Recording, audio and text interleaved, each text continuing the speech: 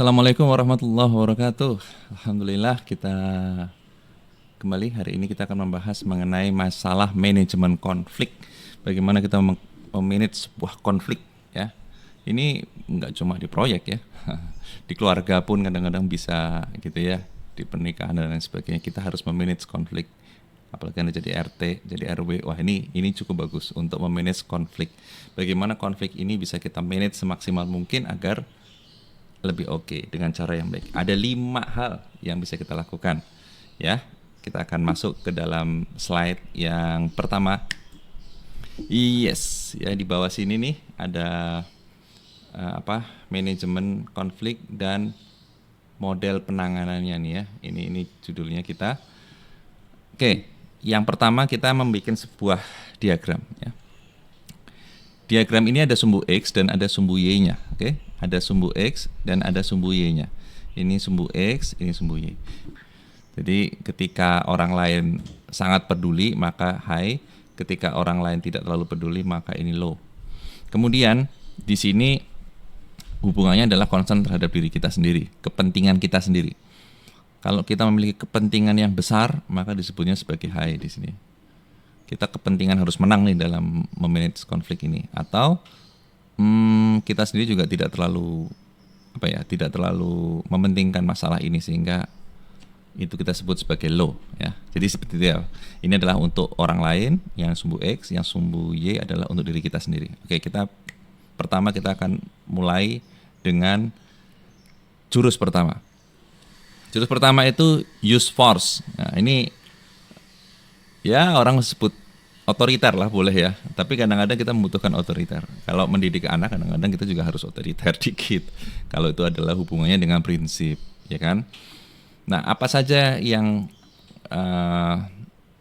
kita harus lakukan atau kondisi-kondisi apa yang kita bisa menggunakan force seperti ini ya. Jadi ini keputusan di kita sendiri ya, kita langsung putuskan begitu ya. Yang pertama, apabila jika kita yakin kita benar nih, gitu ya. Kita yakin banget ini kita benar, di situ ada jurang gitu ya. Kita tarik kalau perlu orang itu sekuat-kuatnya supaya dia tidak ke situ, gitu ya.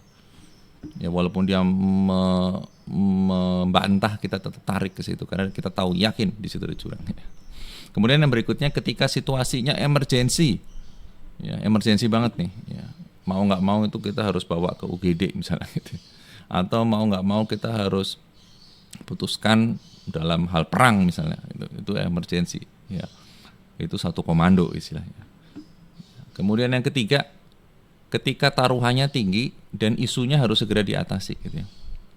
Sama tuh kalau kita punya saudara kemudian sudah sakit gitu ya, ini kita apa ini, kita bawa panggil dokter atau apa, udah kita bawa ke UGD saja karena taruhannya tinggi nih kalau kita sampai telat dan harus segera diatasi. Nah, itu ya.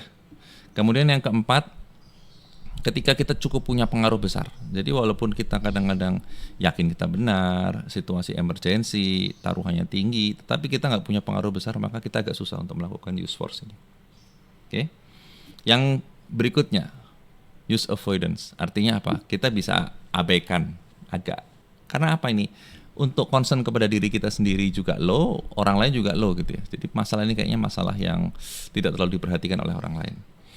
Maka masalah ini biasanya bisa kita lakukan apabila ketika kita tidak dapat menang atau resiko juga nggak besar, ya udahlah abaikan aja. Saya counter juga ngabisin energi gitu ya. Kemudian yang kedua, ketika resikonya besar tapi kita belum siap terlibat. Besar tapi kita belum, kalau kita masuk ke situ malah kita nanti babak bundas ya, susah gitu ya. Yang ketiga, ini untuk mengelur waktu, kita abaikan dulu lah. Oke Pak, saya pas dulu deh gitu ya. Seolah-olah mengabaikan saat itu dulu karena kita belum dapat data yang jelas.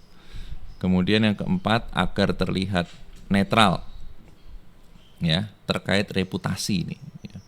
Jadi misalnya kalau saya mengambil atau ikut terlibat maka saya akan dianggap sana. Kalau seandainya terlibat saya akan dianggap sini gitu ya. Sehingga lebih baik saya pada kondisi ini adalah netral. Toh ini juga tidak terlalu penting-penting amat ya. Kemudian yang kelima, ketika kita anggap masalah ini bisa hilang dengan sendirinya, abaikan. Masalah ini nanti akan hilang dengan sendirinya. Ini kan emosi sesaat saja, gitu ya. Sering kita mendengar itu. Nah, sekarang kita masuk kepada bagaimana jika seandainya yang terjadi adalah concern terhadap orang lain itu tinggi dan concern terhadap diri kita itu tinggi. Maka yang harus kita lakukan adalah kita menggunakan kolaborasi. Kolaborasi ya. Kolaborasi. Jadi ini jika kita berdua memiliki potensi keuntungan yang lebih besar. Jadi misalnya kita sama-sama untuk mencari keuntungan yang sama-sama besar. Yang kedua, jika sama-sama berusaha untuk kita mengurangi biaya, Pak, kita sama-sama collab bagaimana supaya proyek ini lebih optimize, baik kita dengan klien gitu kan. Mesti klien suka juga, kita juga suka kan gitu. Jadi efektif dan efisien. Ya ketiga, untuk membentuk komitmen dan membuat kekuatan bersama. Nah ini kita, jadi kadang-kadang kalau ada manajemen di sebuah perusahaan, ada dua perusahaan manajemennya sama-sama tidak akur begitu ya, kita adakan project sponsor meeting. Itu adalah dalam rangka untuk mempertemukan dan melakukan kolaborasi. Ayo kita bikin komitmen bersama untuk penyelesaian proyek, kemudian kita membuat kekuatan bersama agar 1 ditambah 1 kita menjadi 1 ya. Jadi sama memiliki kekuatan satu tim gitu ya.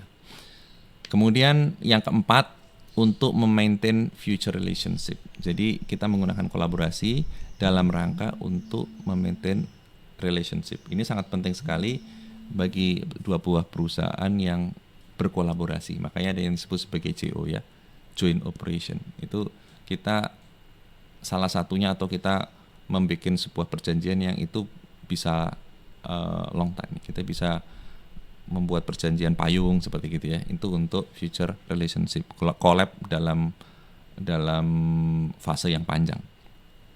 Yang 5, kita melakukan kolaborasi jika kita sudah saling percaya, ya kan? Saya percaya dengan perusahaan tersebut, ayo kita sama-sama kolaborasi untuk menyelesaikan proyek ini. Itu jika sudah saling percaya, maka kita bisa melakukan kolaborasi. Kalau enggak, agak susah.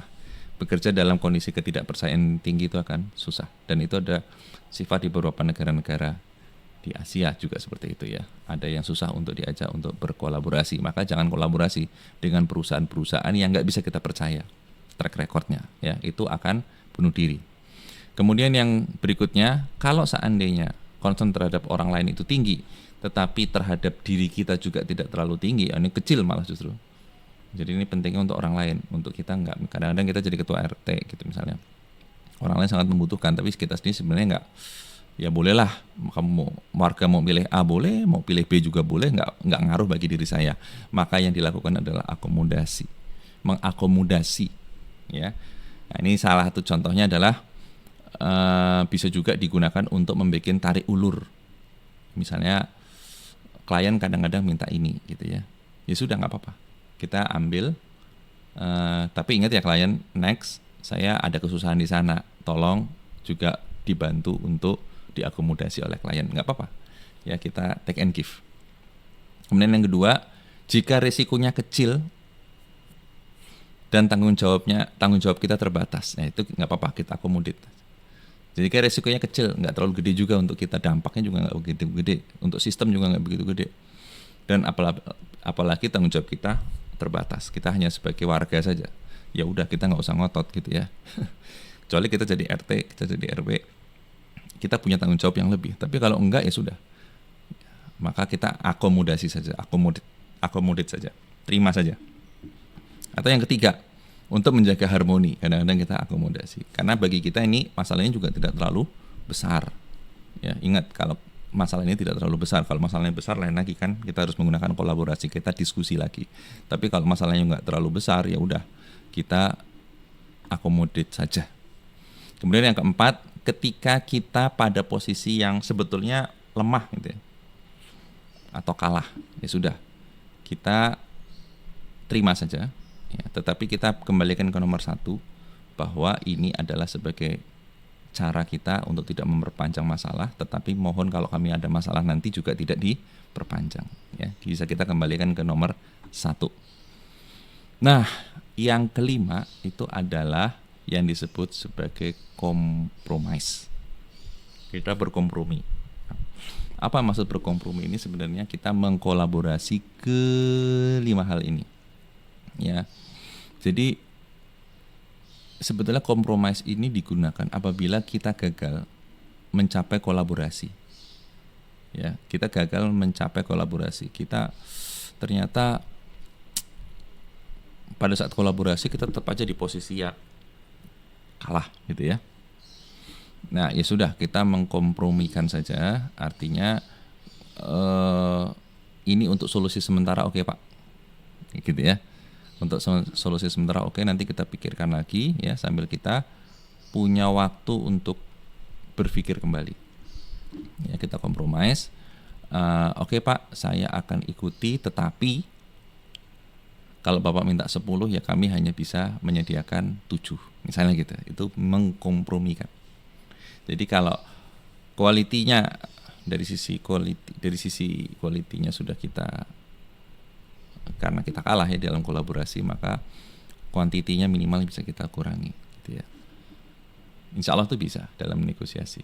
Kemudian kompromis ini kita gunakan ya itu tadi sebagai backup jika kita gagal dalam kolaborasi. Yang ketiga, jika keduanya bersikukuh untuk menang saat kolaborasi, itu semuanya bersikukuh untuk menang, ya sudah, kita kompromis. Oke, kalaupun kita nggak bisa mencapai kata sepakat ya, sepakat untuk tidak sepakat, maka yang dilakukan adalah menurunkan keinginannya masing-masing. Jadi kalau yang tadinya 100 sudah jadi 50-50 lah gitu ya, supaya ini menjadi kompromis ya. Kita kompromikan bersama. Kemudian yang keempat, jika pihak lain lebih kuat dari kita bisa kompromis nih. Kita mengajukan kolaborasi tetapi kok nggak bisa ya, kayaknya di collab juga kita mesti di dalam kolaborasi kalah. Udah, kita kompromikan saja ya, kompromikan seperti tadi. Atau ini untuk menjaga hubungan saja, hubungan baik. Nah, kita dengan klien tuh biasanya kalau untuk kolaborasi agak susah ya rata-rata dikompromis. Kalau ke klien itu rata-rata dikompromis. Kalau ke rekan-rekan yang mungkin sederajat dengan sesama EPC kontraktor atau kita dengan joint operation kita bisa menggunakan kolaborasi ya. Tapi kalau dengan klien rata-rata kita menggunakannya kompromis dan akomodasi ya, benar ya. Nah, cuma itu tadi, kita dalam mengkompromis ini harus sangat berhati-hati. Syukur bisa kompromis daripada mengakomodir nih. Apalagi kepentingan kita tinggi gitu ya, maka kita gunakan dulu kompromis.